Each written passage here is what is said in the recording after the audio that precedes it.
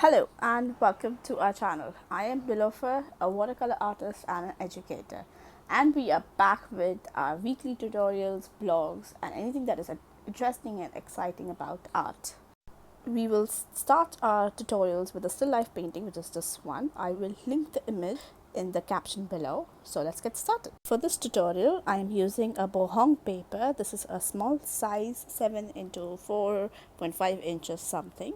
You can use any paper or any size of paper. It should be just 100% cotton paper. I really like this paper because it's really cheap. The Academy grade is really cheap but really nice. I love the quality of this paper. I will also link the link to this paper where you can buy in the caption below, so do not forget to check the cap. You can use a pad or you can either stick the paper to the drawing board. Other than that, we'll be using a pencil, eraser, a few brushes like a 6 number brush, 8 number brush, and a mop brush. I really specifically like this 6 number silver brush because it has a beautiful point, a fresh tissue towel, and a fresh jar of water. So let's get started. The image of the sketch is again linked below in the caption, or you can just simply pause the video and sketch this.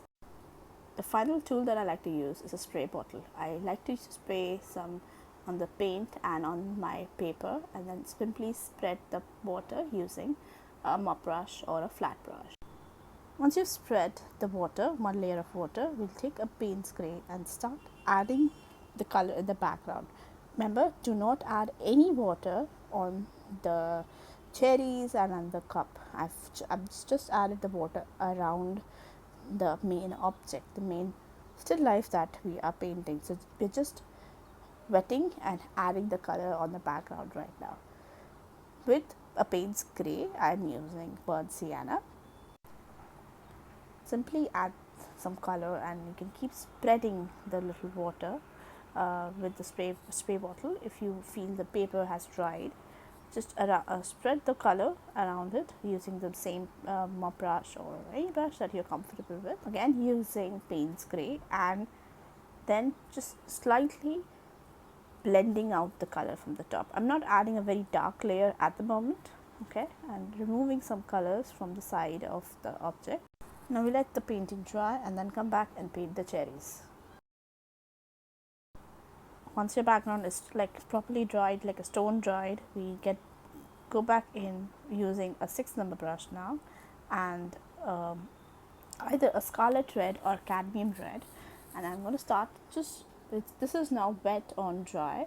My color is wet and everything below the surface is dry, and add one layer of color and then take a damp brush, clean the brush, and then slowly blend the color inwards so that you get this nice shadow effect of when you are painting it.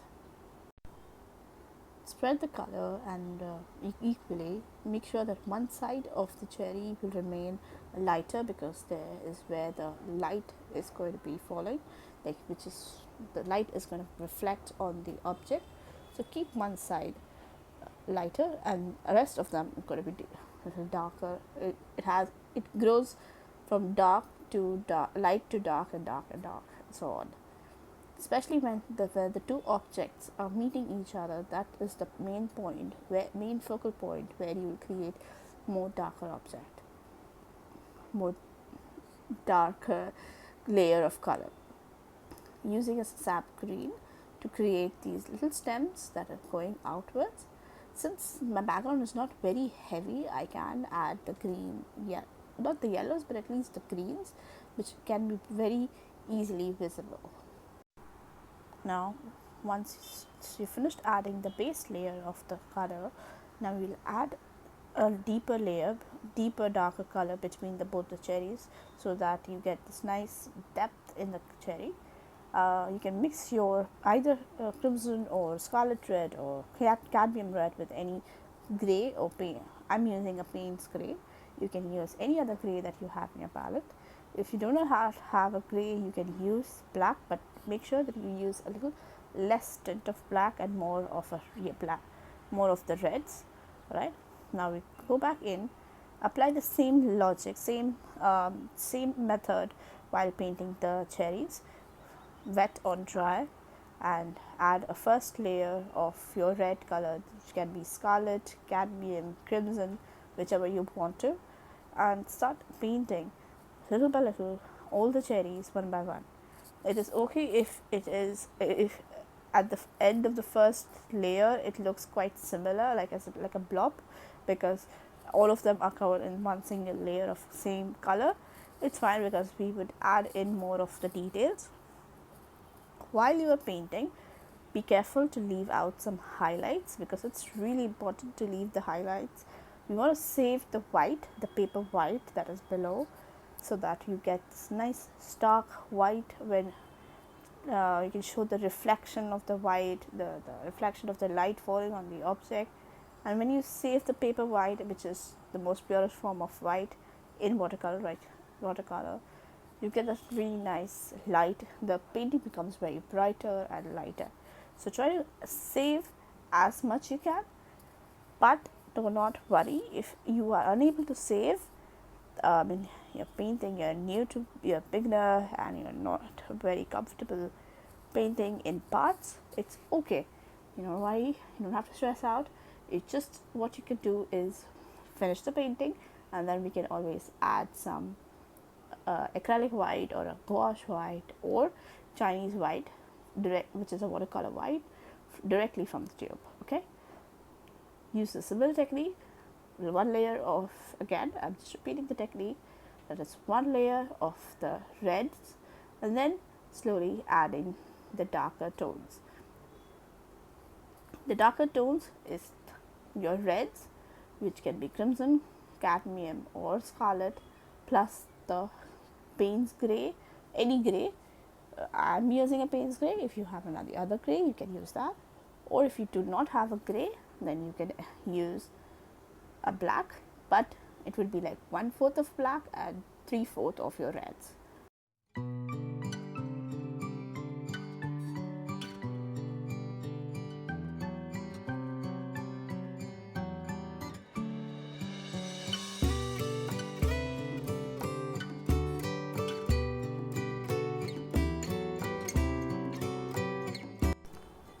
Add little greens on the top with using sat green or any olive green or anything that you like. And then now let's start painting the little bowl, a little steel or a copper bowl that we will be using. I'm using yellow ochre to paint the bowl. Again, wet on dry technique. Add the yellow ochres on the side and then slowly blend the color of all around the corner, keeping the base darker and everything else lighter, because it will start from the little dark, because the the rim around just below the cherries will be darker, and the middle section will be lighter, and again then the bottom where it is touching the ground, where it is touching the ground or coming in contact with the ground, will be darker again. Just adding and applying the color all around, and then slowly pushing the color downwards, or pushing the color downwards where there is the darker shade. Add a bit of Payne's grey, mix up a bit of Payne's grey again to your yellow ochre. I like to mix Payne's grey or any grey that you have. You can mix to your existing color to create that nice depth in the color. You're basically adding a contrast to the color, like a punch to the color, and then you can add it to your object, and then it gives you a nice depth. It helps you add a nice depth into your object when you're painting a still life, especially. So just add the similar shades of tones around in the cup and also around the cherries. Again, I'm adding a little bit of more darker shade and creating a little bit of depth around the cherries. Make sure you add the color only on the bottom and not or around the highlights, not in the highlights, or do not cover the highlights. Use a smaller, thinner brush when you're working with the cherries. If you do not have a nice pointed brush, you can always use a 0 number brush. It will take a little more time to finish, but it will be more efficient and you get much better results. So either use a detailer brushes. I will also link in the caption below some of the detailer brushes that I think is like in a cheaper range and which you can use if you do not have a pointed brush.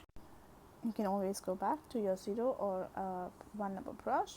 Again, remember, it's going to take a little time, but it is fine. Just take your time, but make sure you do justice towards your painting. So we are almost at the end of the painting now. We have to add a little bit of shadings and dark color now, mostly creating a darker effect. I'm going to little fast forward this part where I'm adding a bit of details like the lines and a bit of fish. Nothing. I hope you guys have enjoy working on this tutorial that we are working together. And you can also let me know in the comments below that how was this, was it interesting, was it fun, was it intense? Do let me know in the comments below. All right, I'm adding a little bit of darker Payne's green again. If you don't have Payne's grey, you can use a black between the cherries, like where there's little spots. I'm adding the colors, and then using a Payne's burnt sienna and a little bit of Payne's grey, I'm going to start adding the base color, the shadow below the cherries and the whole the bowl. All right, I hope you guys enjoyed this video and got a lot of things you could learn through this video. I really love teaching and I really love creating these really interesting tutorials. So do let me know what you would like to see and how was the video. Did you guys miss us? There were bigger videos, tutorials. We are back again. We promise to stay and do as much as we can. Be consistent because there has been a lot of ups and downs and we were unable to work around the schedule and be productive and create a really valuable content. Hence we were not posting anything and adding anything, but we are now back and we're going to be consistent. We are also going to be sharing a lot of experiences that we had through our blogs and some places that we visited, like some exhibitions and some places where I went and painted. I am going to start painting in a plein air, and we're going to try and record that and also share our experience and how to start plein air, how to paint when you go out and try different things. So we are hoping to create multitudes of content where we can help we can help you and we can help you and me both of us to create amazing paintings. Alright, so here I'll do let us know, did you guys miss us, by the way, in the comments below. Also share the video with people who would love to learn more, who are new to watercolors, to share them with the videos so they can also learn and they can come back, and I would love to see all of your works. Now I've added a lot of different little bit of different detail colors. I've not added any other color other than the Payne's grey and burnt sienna.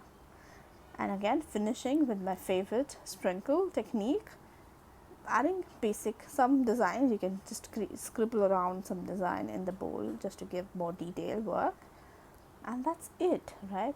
I'm almost done with the painting, and do just a little bit of the touches of here and there, and again sprinkles. Add as much sprinkles as you can because that really gives a beautiful touch. I feel I've really started loving the effect of sprinkles. And that's it, guys. Don't forget to add your signature and we are done with this painting. So hope you liked this tutorial and enjoyed this tutorial. Don't forget to like, subscribe and share, and I will see you next week with a new interesting blog or a tutorial. Take care and bye bye.